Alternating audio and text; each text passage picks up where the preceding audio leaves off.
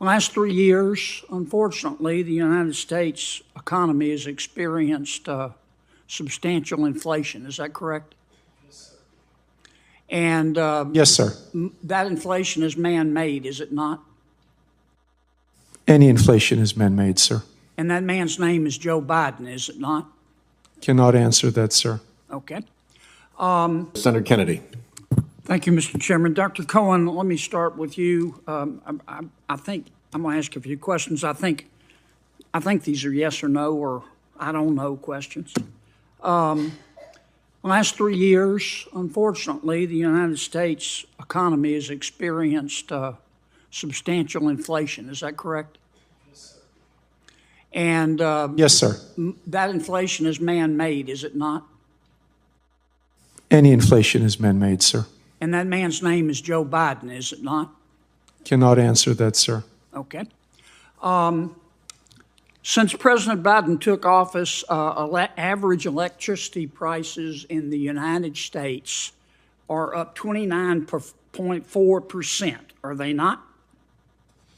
I'll have to check the data and get back to you on that, sir. And isn't it true that electricity prices have increased under President Biden, have increased 13 times faster than the previous 7 years? I'll have to check the data, sir. Okay. And the National Energy Assistant Directors Association, I don't know if you're familiar with them. I've checked them out. They're a reputable group. They say that the average United States electricity bill will go up 10% this year and 10% next year. Is that correct? Again, I'm not familiar with the data, but I can point out, sir, that in Europe, I'm not interested in I'm Europe, interested in prices are 2.5% to 3% higher.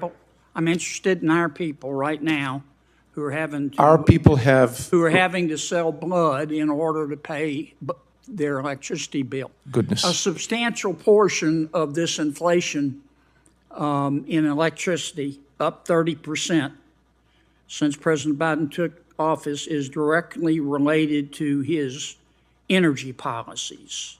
Is it not? Energy prices fluctuate based on supply and demand of all sources of energy, yes. I think it has nothing. Is that a yes or no? It's a very complicated economic I question. understand. Give me an answer. Did President Biden's policies contribute to the inflation or didn't they? Both Republican and Democratic administrations infuse the economy with trillions of dollars, which contributes to the inflation, yes. I don't believe any Republicans voted for the Inflation Reduction Act. Is that correct? I don't know. Well, I do. $1.2 trillion, Green New Deal. No Republicans voted for it. You want to amend your answer?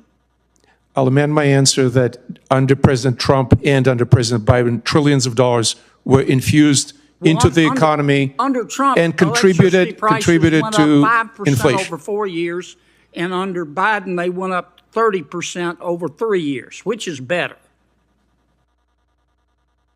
Say again, under Trump, please. Under Trump, electricity prices went up 5%. Under Biden, they went up 30% over 3 years. Which is better?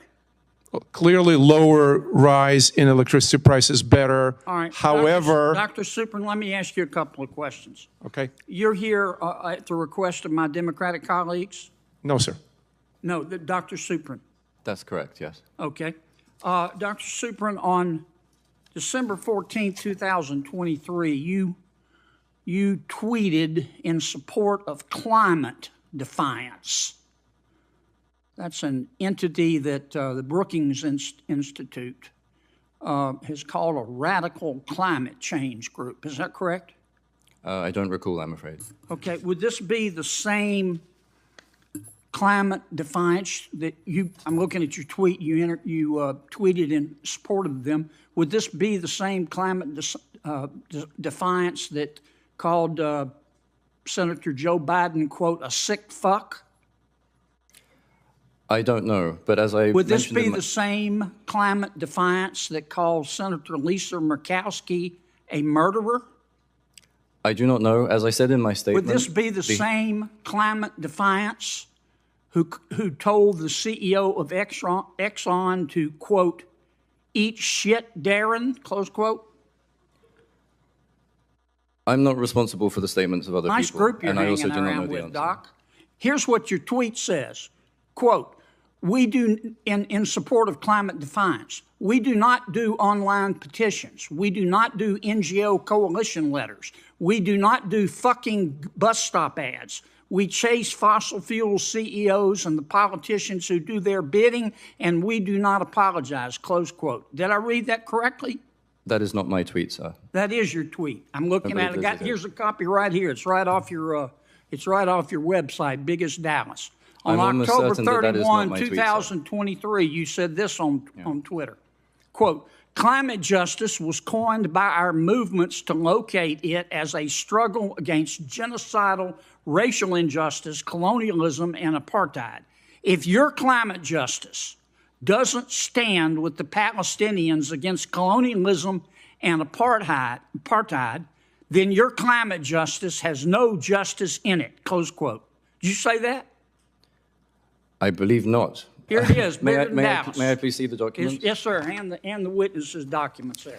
May I please And the point out that senators, this form the of... senator's time has expired, and there are other senators waiting. I've got a bunch more tweets. Thank you for your objective advice, I'm sure you Doc. do. You can put them into a question for the record, and Yes, they'll I'd have like to submit all replied. of the good doctors' objective tweets and scientific analysis for the record. That Thank will you. be done without objection. Senator Merkley, May I clarify one final point?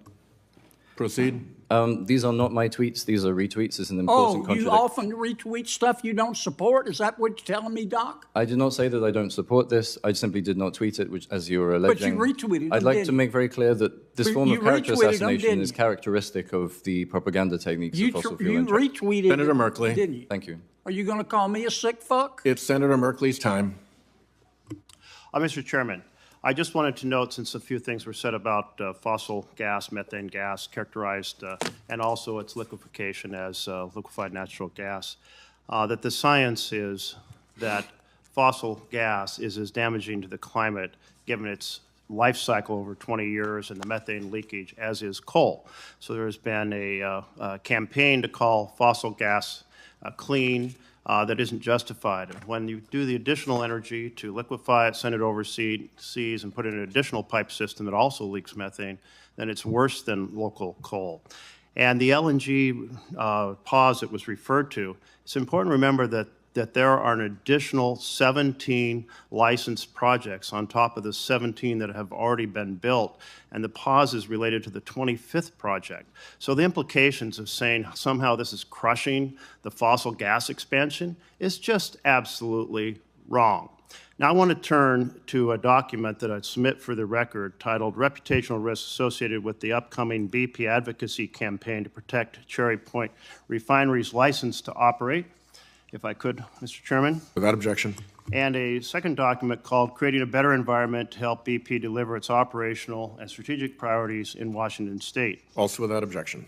What's really interesting about this 2018 document is it lays out BP's plan to defeat a local ordinance, county council ordinance, that would have been pursued in November of 2018 that would have made expansion or upgrade of Cherry Point Refinery more difficult.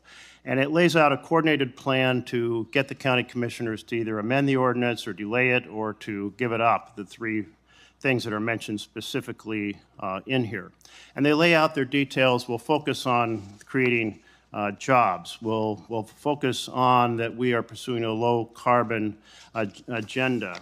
And then it proceeds to say, but we need a more comprehensive plan for Washington State.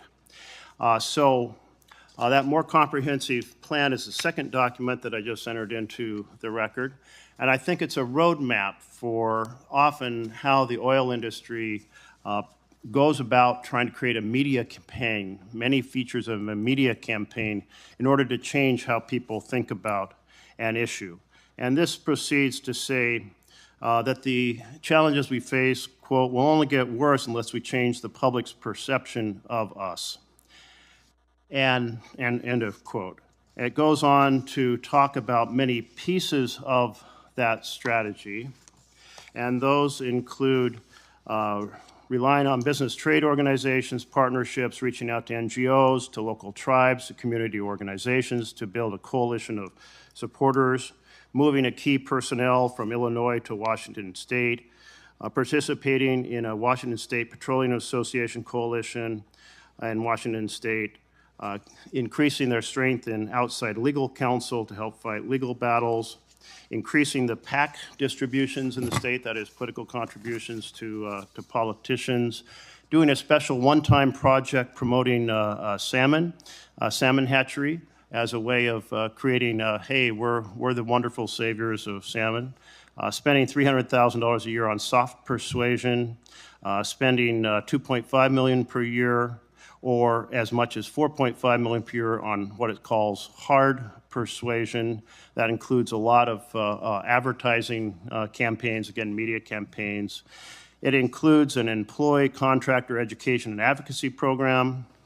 It includes creating British Petroleum social media identities. I'm not sure exactly what all that means, but I don't know if it's people to weigh in on social media.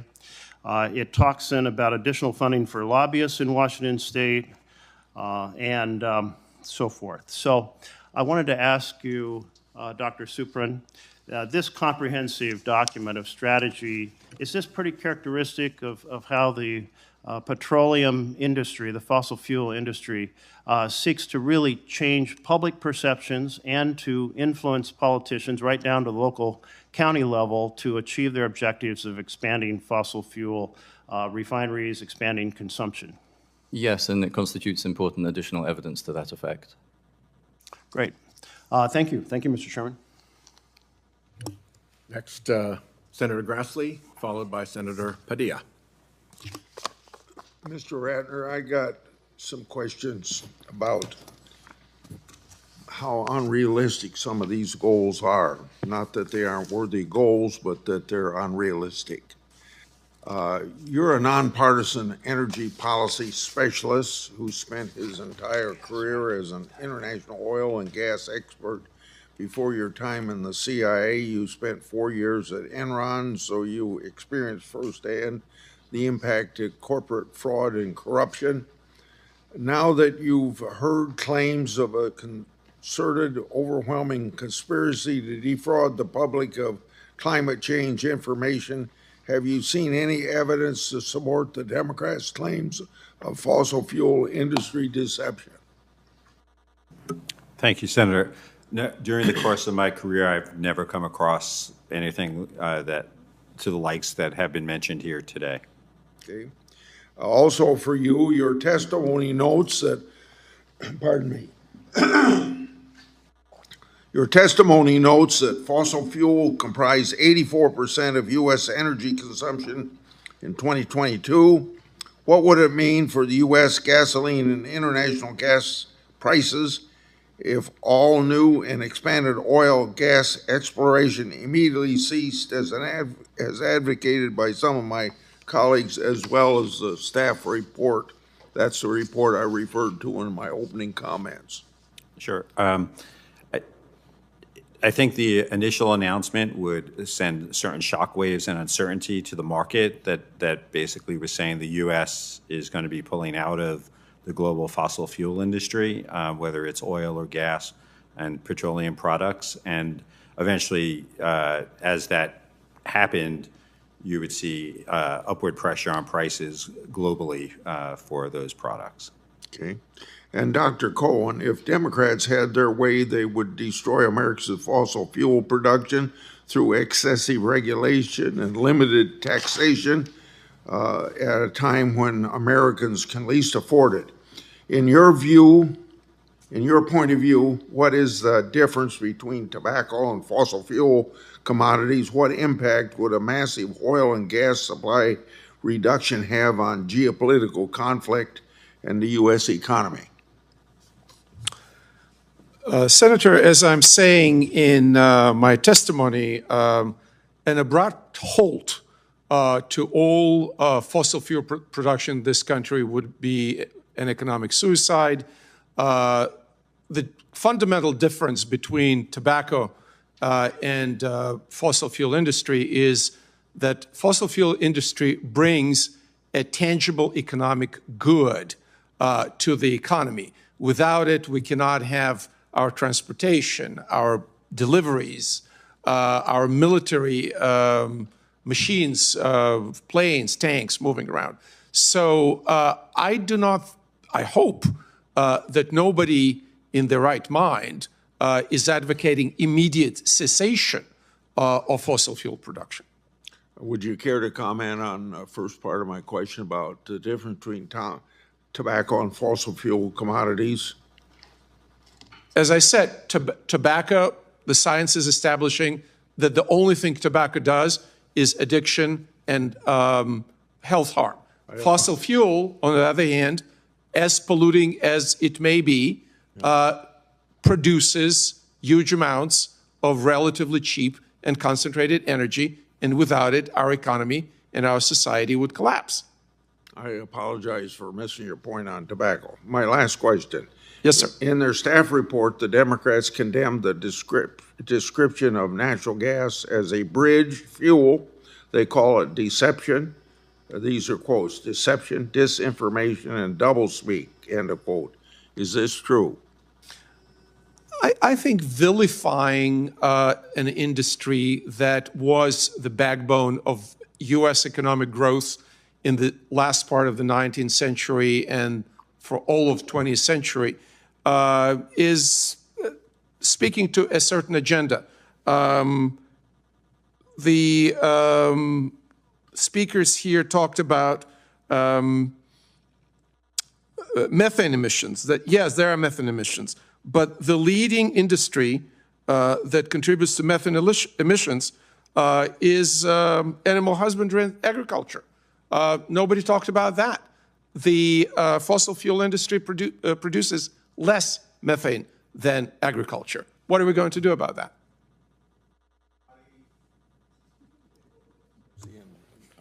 Okay.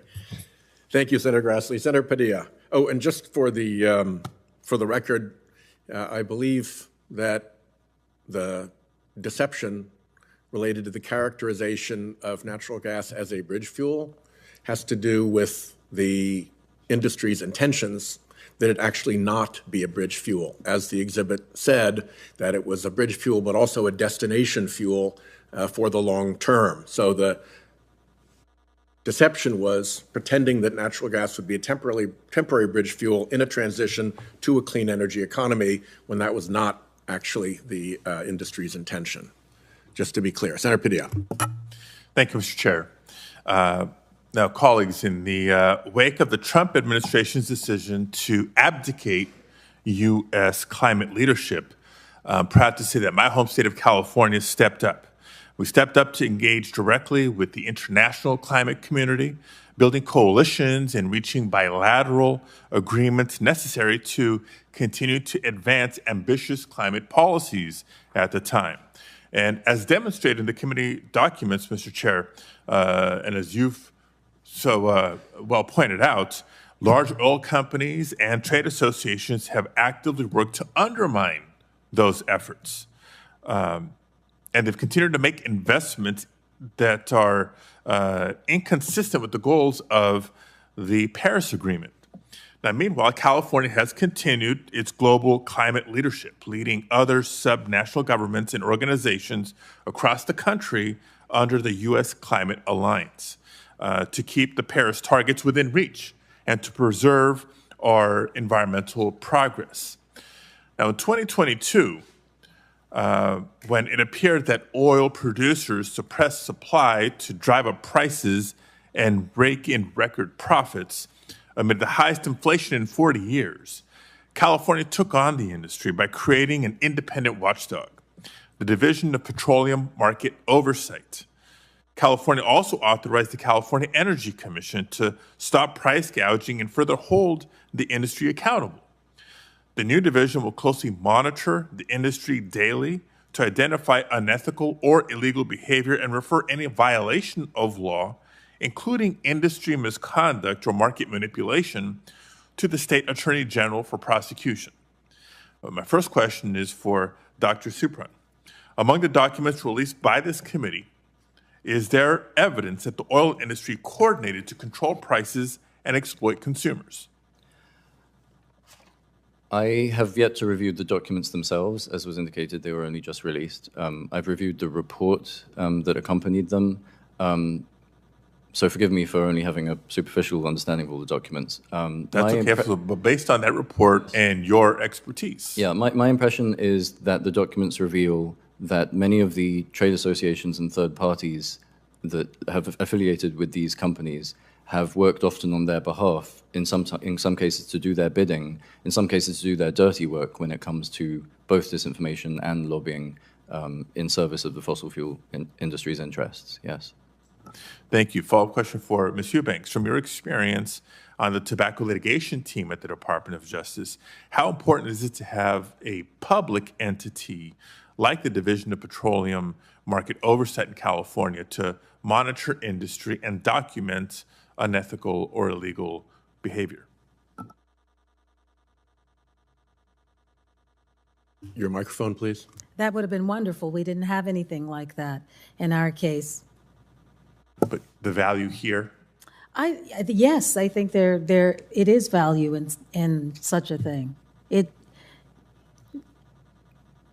Okay. Mr. Chairman, I raise this because, well, number one, proud of California's leadership, but number two, our colleague Senator Kennedy was trying to go on and on comparing the rise in energy costs between one administration and another administration when the data is absolutely clear. There was a decrease in the supply made available, completely under the control, a choice made by industry that significantly raised prices on consumers. And so let's put the responsibility where it deserves to be placed and bring forward accountability based on that. Dr. Supran. Thank you, Senator. I do recall now one specific data point from the new documents, which reveal that whilst Shell Oil Company worked hard to promote a public image in support of taxing carbon, it fretted internally about the fact that it was part of the Western States Petroleum Association, which, as I said, was doing its bidding to try to kill off a proposal for a carbon tax in Washington State. So, thank you very much. And, Thank you. Mr. Chairman, in closing, just the side-by-side headlines can't make the point any clearer. When you have record high prices and record profits, we know exactly what's going on. Consumers are smart. Thank you. The senator's point is well taken. We were obviously